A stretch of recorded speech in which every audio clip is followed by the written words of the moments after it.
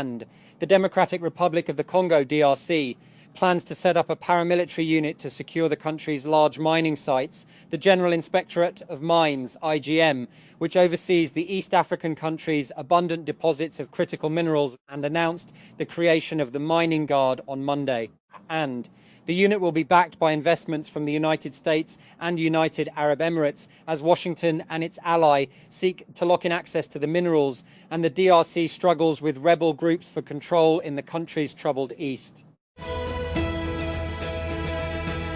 And gunshots shattered the White House Correspondents' Dinner, throwing Washington's biggest night into chaos. We unpack how it happened, who the suspect is, how security responded, and what US President Donald Trump said afterward.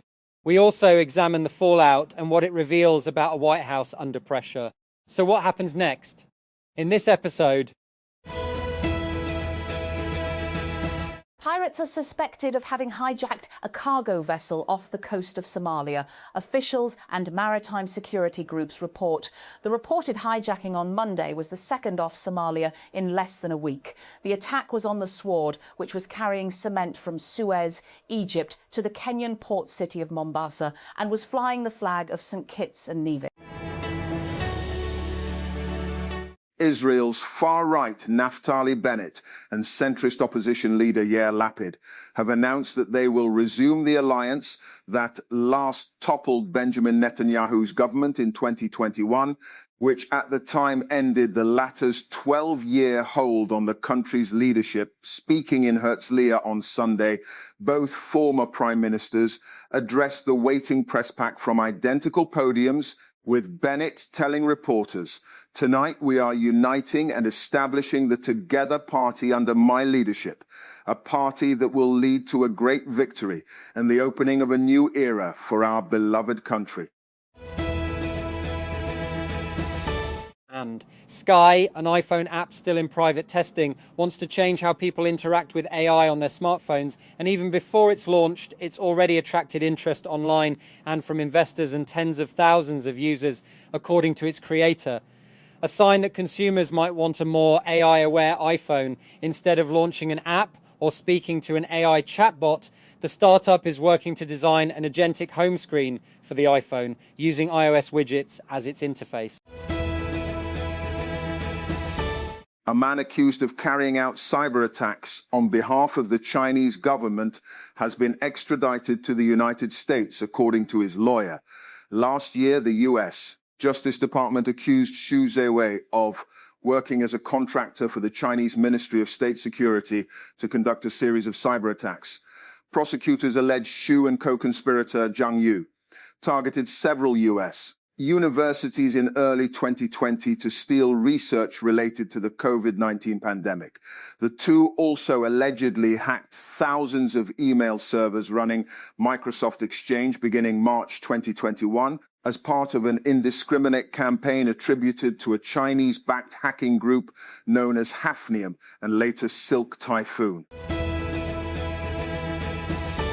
The Information Ministry on Monday rubbished reports by the Afghan media alleging Pakistan carried out attacks targeting city and residential areas in the neighbouring country's Kunar province. In a post on X, the ministry shared a screenshot of a social media post by Afghan news outlet Tolo News, which claimed that Pakistan had carried out attacks on the Syed Jamaluddin Afghani University and residential areas.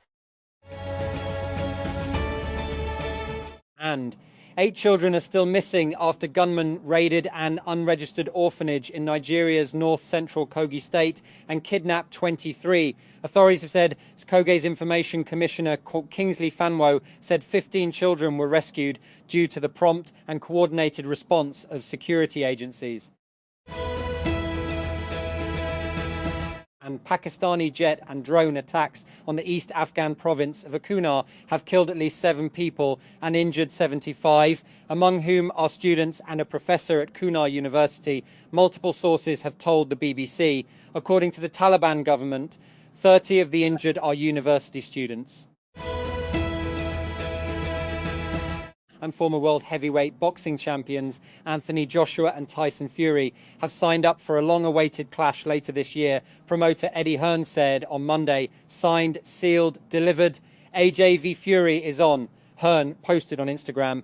The announcement came after that Joshua will return to the ring against Christian Prenga in Riyadh on July 25 in the Britain's first fight since he was in a car accident last December that killed 2 close friends. And a plane has crashed on the outskirts of South Sudan's capital, Juba, killing all 13 passengers and the pilot. The country's civil aviation authority said on Monday that initial reports indicate the aircraft may have crashed due to bad weather conditions that caused low visibility. Mali's security crisis has worsened since rival armed groups have allied and launched coordinated attacks across the country. Al-Qaeda linked Jamaat Nusrat al-Islam for attacks by gunmen that began on Saturday. They were carried out in Kati near Bamako, as well as the capital's airport and other locations farther north, including Kidal, Mopti, Savar and Gao. Tuareg rebels claimed participation in the assaults. And Islamabad, Pakistan, Iranian Foreign Minister Abbas Araghchi has discussed with regional interlocutors a proposal aimed at reopening the Strait of Hormuz but deferring talks with the US on Tehran's nuclear program for later. And during a 72-hour diplomatic sprint across 3 countries seemingly aimed at securing a broader buy-in for the plan. Araghchi on Monday met with Russian President Vladimir Putin in St. Petersburg, and after visiting Islamabad twice in 2 days, the 2 trips sandwiching a meeting in Muscat, Oman. And sources close to these diplomatic efforts told Al Jazeera that senior intelligence officials from several countries were present at the Muscat talks. Canadian Prime Minister Mark Carney says his government is developing a government-owned investment fund. Carney said on Monday that the fund, a first for the country, will invest in major Canadian industrial projects in areas such as energy, infrastructure, mining, agriculture and technology. It will begin at 25 billion Canadian dollars, US 18 BN. And tech companies, including Microsoft and Meta, have been falling in love with natural gas lately, rushing to build power plants fed by the fossil fuel to drive their data centers. But their embrace might be a little too tight. The cost to build one of the facilities has spiked 66% in the last 2 years, according to a new report from Bloomberg Nef, while natural gas prices remain low in the US. And despite the ongoing war in Iran, the price to build a new combined gas-turbine CCGT power plant has risen from less than $1,500 per kilowatt of generating capacity in 2023 to $2,157 last year, the report said. What's more, and it now takes 23% longer to complete a new facility. And the National Assembly NA Secretariat has warned the public against fake advertisements and online links circulating on social media and job portals that falsely invite applications for internships. In a statement, the Secretariat said it has not issued any public call for internship applications through online platforms or third-party websites. And Bahrain revoked the citizenship of 69 people over what it described as sympathy with Iran's hostile acts and collaboration with foreign entities. The kingdom's interior ministry said in a statement, the ministry said that the 69 people included accused individuals and their family members, and that they were all of non-Bahraini origin.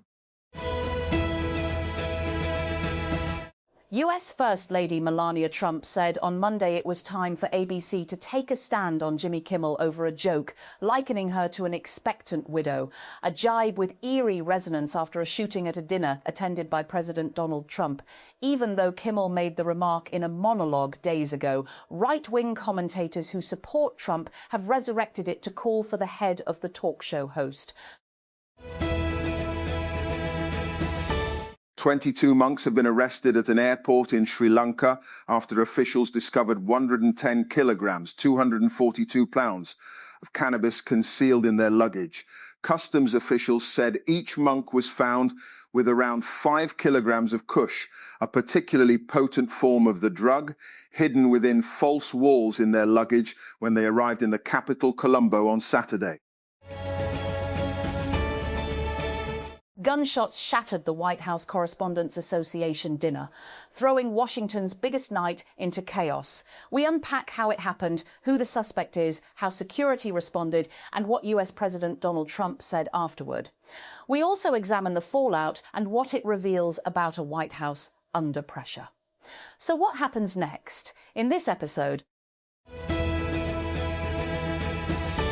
the Treaty on the Non-Proliferation of Nuclear Weapons, NPT, the cornerstone of global efforts to prevent the spread of nuclear weapons, has opened its 5-year review conference in New York under the shadow of a fragile ceasefire between the United States and Iran.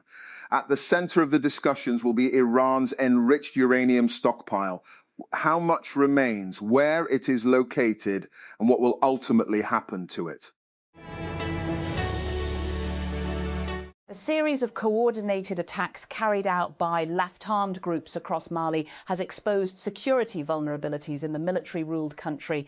Analysts say since gaining independence from French rule in 1960, the West African nation has navigated cycles of political instability, punctuated by persistent attacks from armed groups, military coups and financial crises.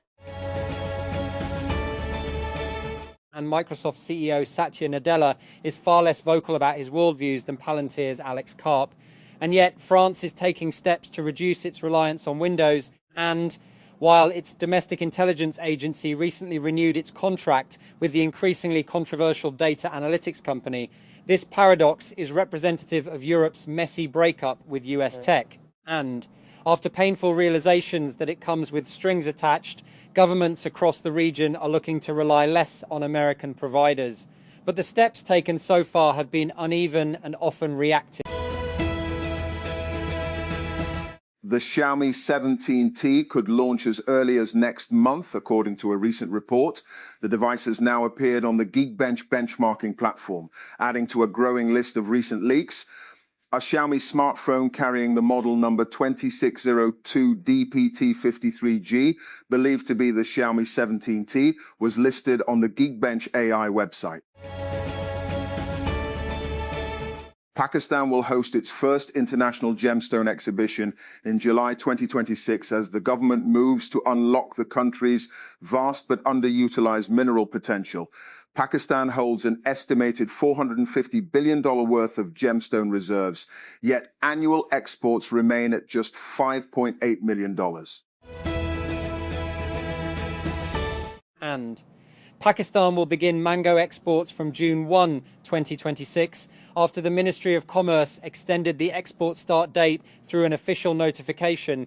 The ministry said the export of mangoes for the 2026 crop will now be allowed only from June 1, while all other conditions will remain unchanged under the existing export policy framework. Islamabad. The oil industry has asked the State Bank of Pakistan to extend for 2 months or until market conditions stabilize the permission for the import of petroleum products on cost, insurance and freight (CIF) basis, an arrangement under which buyers assume the responsibility of import costs and final delivery following the arrival of commodities at the destination port. The request was made by the Oil Companies Advisory Council, OCAC, an association of more than 36 oil companies and refineries, to SBP Governor Jamil Ahmad in a letter on Monday, with around 2 weeks left for the 60-day relaxation to end. The Pakistan Virtual Assets Regulatory Authority, VARA, said on Monday that any agreement or pilot announced involving virtual assets required prior authorization. Earlier this month, the State Bank of Pakistan, SBP, had announced a significant policy change, legalizing and encouraging the use of virtual assets through the enactment of the Virtual Assets Act 2026. Under the Act, PVARA is the statutory authority responsible for the licensing, regulation, supervision and oversight of virtual asset activities in Pakistan. German Chancellor Friedrich Merz says the United States is being humiliated in its war with Iran, warning that Washington lacks a clear path out of the conflict as Tehran gains the upper hand. Speaking to students in the German town of Marsburg on Monday, Merz said the situation has exposed a deeper strategic problem for the US as he drew comparisons with past military debacles. A high-profile shooting incident that targeted United States President Donald Trump at the White House Correspondents' Association dinner has raised security concerns about the country's role as co-host of the FIFA World Cup 2026. US authorities said on Sunday that the gunman accused of trying to storm the White House Correspondents' Association dinner was targeting Trump and members of his administration.